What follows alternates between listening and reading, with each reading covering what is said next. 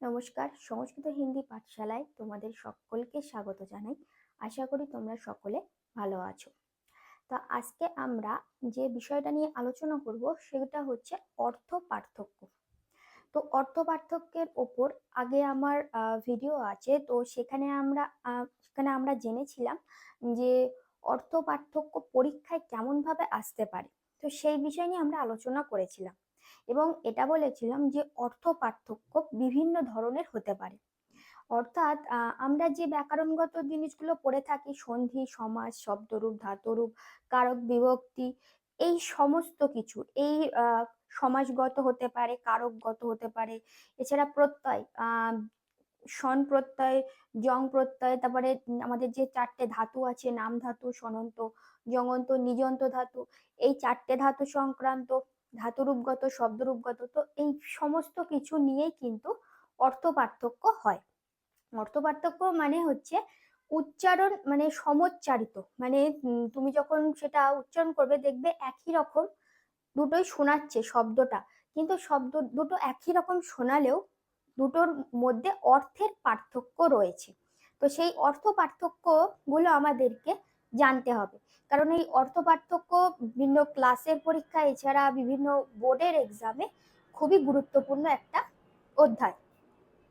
তো আজকে যেটা আলোচনা করব সেটা হচ্ছে সমাজগত অর্থ পার্থক্য। যেহেতু একটু আগেই আমি বললাম যে বিভিন্ন আম, ব্যাকরণগত নিয়ে অর্থ পার্থক্য হয়, আজকের আলোচনার বিষয়টা হলো সমাজগত অর্থ পার্থক্য। তো দেখো এখানে কতগুলো অর্থ পার্থক্য আমার লিখেছি। তো এগুলো হচ্ছে সবই সমাজগত, এর মধ্যে কোনো প্রত্যয় বা শব্দরূপ ধাতুরূপ নেই, এগুলো সবই হলো সমাজগত। প্রথমটা দেখো বলছে যে কৃষ্ণ সখ আর কৃষ্ণ সখা।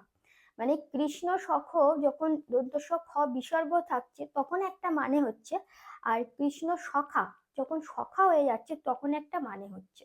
তাহলে কৃষ্ণ সখ যখন বলছে তখন মানে হলো কৃষ্ণের সখা, মানে কৃষ্ণের যে সখা সেটাই বলা হচ্ছে। আর কৃষ্ণ সখা মানে হলো কৃষ্ণ যার সখা। তাহলে দুটোর মধ্যে পার্থক্য আছে।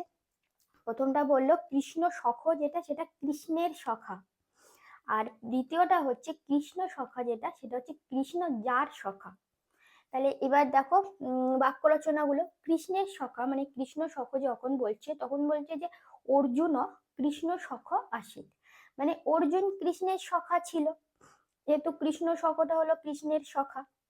আর কৃষ্ণ সখা দিয়ে যেটা বলছে যে কৃষ্ণ সখা অর্জুন দ্রৌপদী পরিণয়ম অকরত, মানে পরিণয় বিবাহ করেছিল।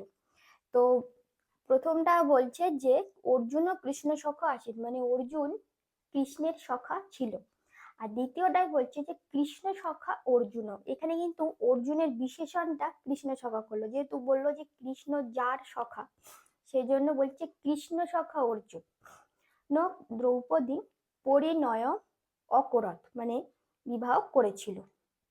নেক্সট দেখো বলছে যে কৃষ্ণ সর্প আর কৃষ্ণ সর্প, মানে একটা একসঙ্গে লেখা কৃষ্ণ সর্প আর একটা হচ্ছে কৃষ্ণ সর্প। তাহলে প্রথমে যে কৃষ্ণ সর্প একসঙ্গে যেটা সেটার মানে হলো বিষধর সাপ, আর যেটা কৃষ্ণ সর্প সেটার মানে হলো কালো রঙের সাপ।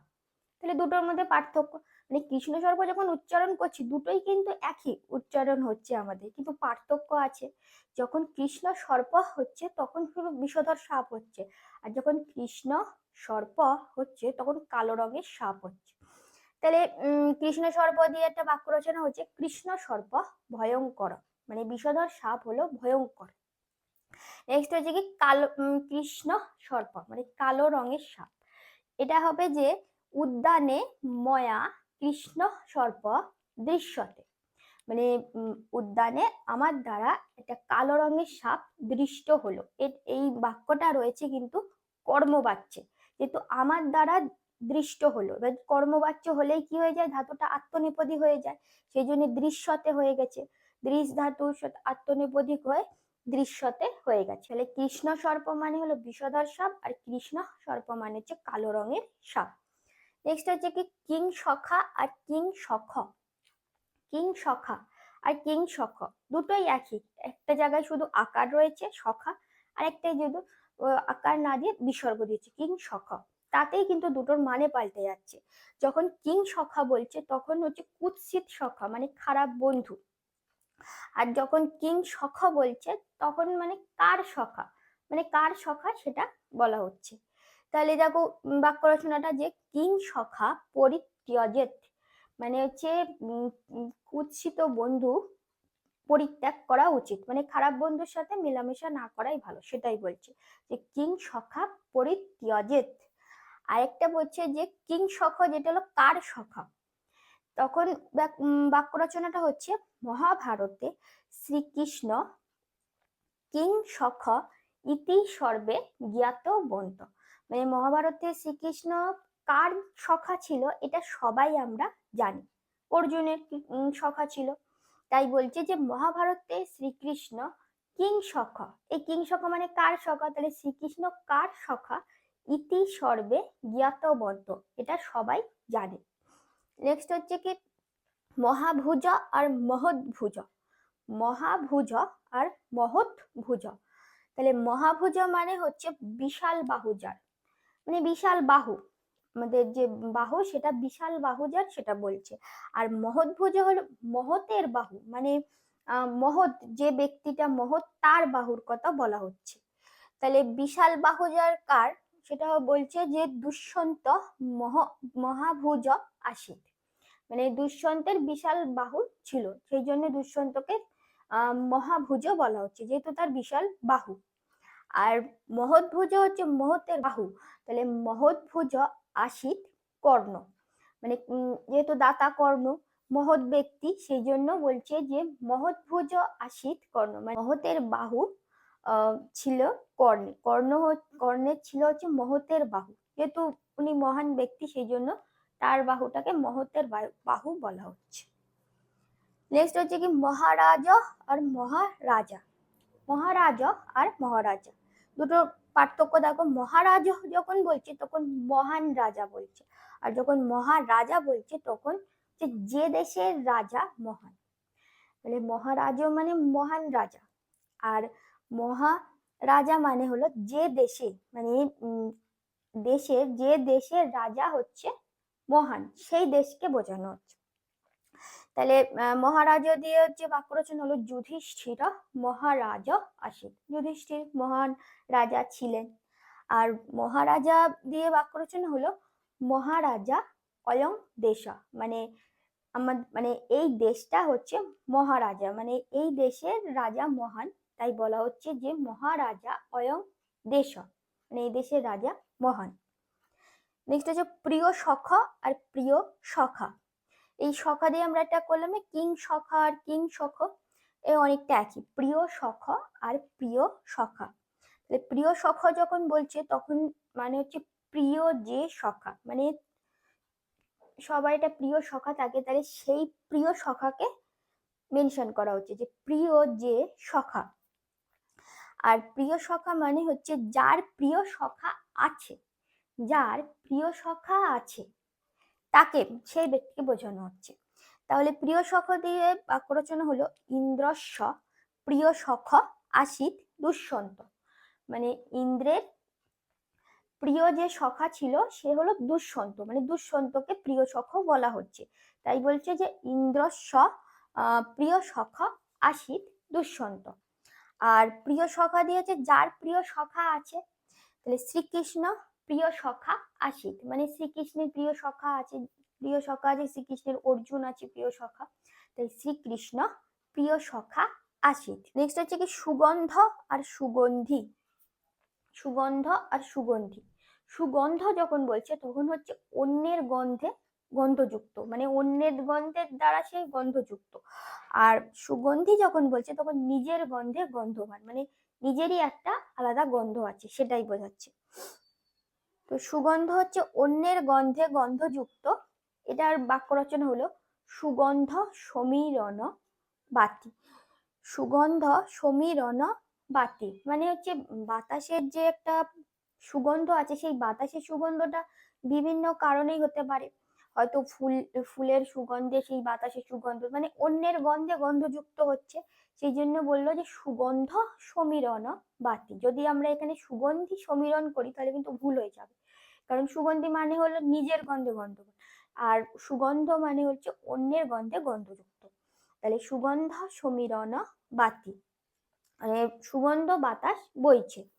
আর হলো সুগন্ধি দিয়ে যে বাক্য রচনা সেটা হচ্ছে দ্রব্যেষু সুগন্ধি পৃথিবী।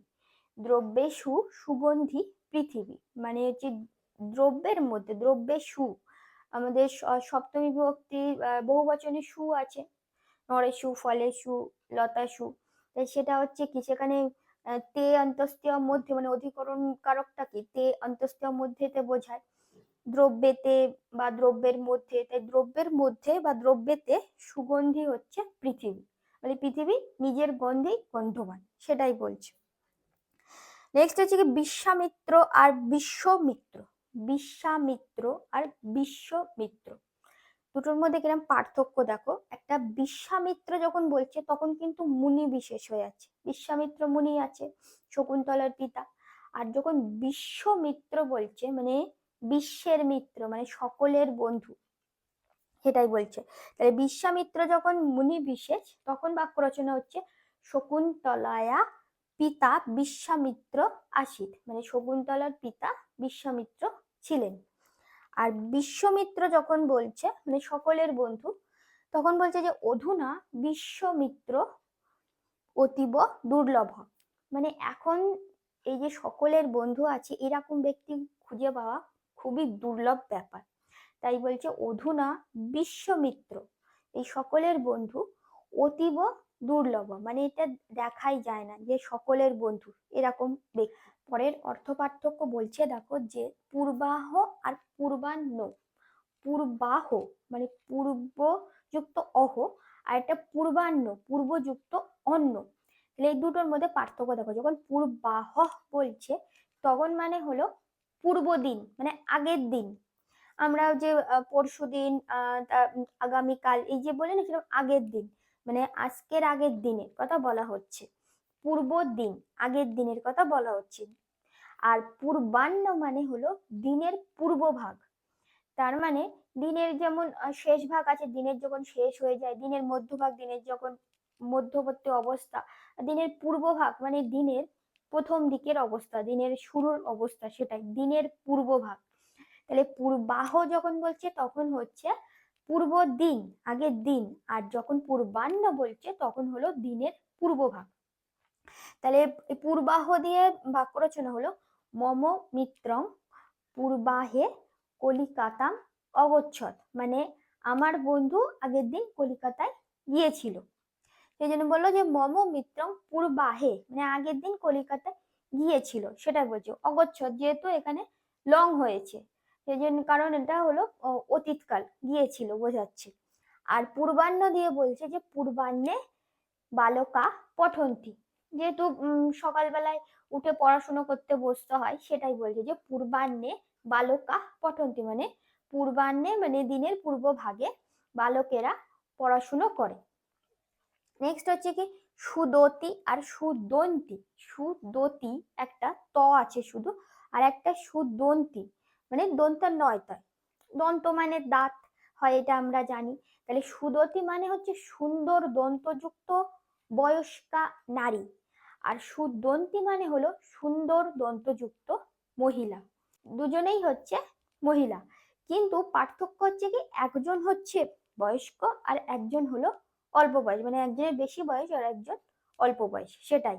তাহলে বয়স্ক যেটা সেটা হলো সুদতি, সুন্দর দন্তযুক্ত বয়স্কা নারী, আর সুদন্তি হচ্ছে সুন্দর দন্তযুক্ত মহিলা। তাহলে এটি সুদতি দিয়ে বাক্য রচনা হলো সুদতি মম মাতা মহি, মানে আমার দিদার হচ্ছে সুন্দর দাঁত আছে, যেহেতু তিনি বয়স্কা সেই জন্য সুদতি করলাম আমরা, কিন্তু যে সুদতি মম মাতা মহি।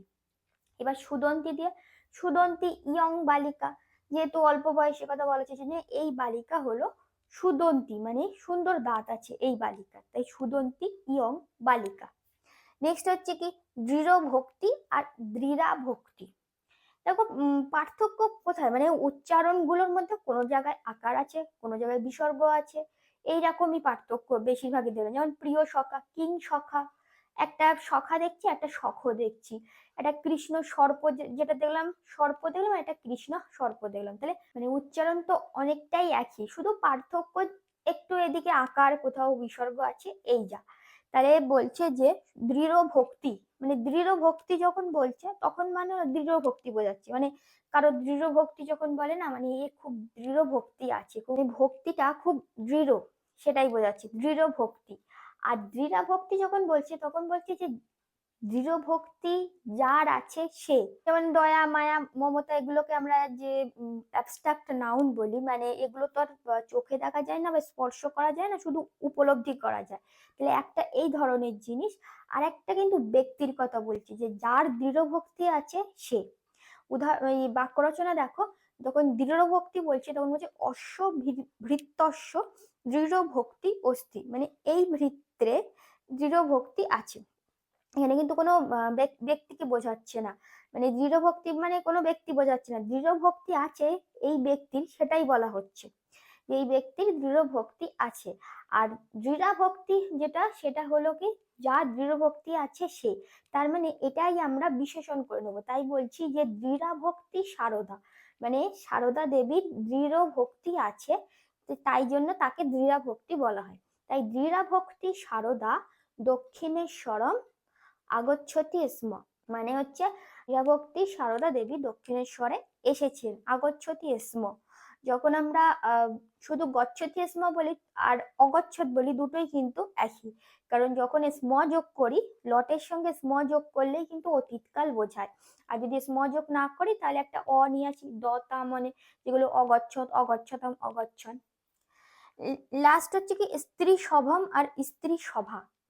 এটা স্ত্রী সভম আর একটা স্ত্রী সভা, দুটোর মধ্যে কিন্তু স্ত্রী সভা এই উচ্চারণটা রয়েছে, কিন্তু মানেটা পাল্টে যাচ্ছে। যখন স্ত্রী সভম তখন মানে স্ত্রী সমূহ, মানে স্ত্রীদের কথা বলা হচ্ছে, অনেকগুলো স্ত্রীর কথা, স্ত্রী সমূহ। আর যখন বলছে যে স্ত্রী সভা তখন বলছে কিন্তু স্ত্রীদের সভা বা সমিতি, মানে স্ত্রীরা যে সভা করে, সমিতি করে, সেইটার কথা বলা হচ্ছে। স্ত্রী সভা মানে হলো স্ত্রীদের সভা সমিতি, আর যখন স্ত্রী সভম সেটা হলো স্ত্রী সমূহ। তাহলে বাক্য রচনা দেখো, স্ত্রী সভম দিয়ে হচ্ছে যেটা, স্ত্রী সভং নদী স্নানায় গচ্ছন্তি, মানে স্ত্রীরা, স্ত্রী সমূহরা নদীতে স্নান করতে যাচ্ছে। আর স্ত্রী সভা যেটা, অদ্যাত্র স্ত্রী সভা ভবিষ্যতি, অদ্যাত্রটা আমরা যদি সন্ধি বিচ্ছেদ করি তাহলে হবে অদ্য যুক্ত অত্র, মানে আজ এখানে, অদ্য মানে আজ আর অত্র মানে এখানে, তাহলে আজ এখানে স্ত্রীদের সভা ভবিষ্যতি হবে, ভবিষ্যৎকাল। তাহলে স্ত্রী সভম যখন বলছে তখন কিন্তু মাথায় রাখতে হবে যে স্ত্রী সমূহ, আর যখন স্ত্রী সভা বলছে তখন মাথায় রাখতে হবে যে স্ত্রীদের যে সভা বা সমিতি সেটার কথা বলা হচ্ছে। তাহলে দেখো আজকে যে অর্থ পার্থক্যগুলো আলোচনা করলাম সেগুলো সবই সমাজগত, এগুলো সব হচ্ছে সমাজগত, এবং অর্থ পার্থক্য কিন্তু মনে রাখা সোজা ব্যাপার আছে। যেহেতু পার্থক্য দেখলাম তো কোথাও আকারের, কোথাও বিসর্গ, কোথাও আবার লাস্টে যেটা দেখলাম স্ত্রী সভম আর স্ত্রী সভা, মানে এটা ময় হসন্ত, মানে এই সামান্য পার্থক্যের জন্য কিন্তু অর্থটা কেমন ভাবে পাল্টে যাচ্ছে। তো আমাদেরকে এটা একটু মাথায় রাখতে হবে, যখন কৃষ্ণ সর্প হচ্ছে তখন মানে হলো বিষধর সাপ হচ্ছে, যখন কৃষ্ণ সর্প হচ্ছে তখন কিন্তু কালো রঙের সাপ হয়ে যাচ্ছে। পার্থক্যগুলো বুঝতে পারছো কেমন? এগুলো আমাদেরকে একটু মাথায় রাখতে হবে, কারণ এইগুলো যদি আমরা মাথায় না রাখতে পারি তাহলে কিন্তু আমাদের মাথা এমনিও গুলিয়ে যাবে, তখন এটার ঘাড়ে ওইটা, ওটার ঘাড়ে এটা দিয়ে ফেলবো। তো আমাদেরকে এই অর্থ পার্থক্যগুলো যদি আমরা একটু এরকম ভাবে বুঝে বুঝে পড়ার চেষ্টা করি তাহলে তোমাদের দীর্ঘদিন মাথায় ধরে রাখতে পারবে। আশা করছি তোমরা অর্থ পার্থক্যটা বুঝতে পেরেছো যে কিভাবে হয়, এবং অর্থ পার্থক্য দিয়ে বাক্য রচনাও কি সেগুলো আমরা আজকে জেনে নিলাম। যদি তোমাদের আর কোথাও বুঝতে অসুবিধা থাকে অর্থ পার্থক্যের মধ্যে তাহলে অবশ্যই আমাকে কমেন্ট করে জানাবে। আর ভিডিওটা কেমন লাগলো এটা কমেন্ট করে জানিও, আর যদি ভালো লাগে তাহলে অবশ্যই একটা লাইক করে দিবেন, পারলে বন্ধুদের মধ্যে বেশি বেশি করে শেয়ার করো। নেক্সট আবার নতুন ভিডিও নিয়ে তোমাদের সামনে হাজির হব। সবাই ভালো থাকবে, সুস্থ থাকবে এবং সংস্কৃত হিন্দি পাঠশালার সাথে এইভাবে যুক্ত থাকবে। ধন্যবাদ।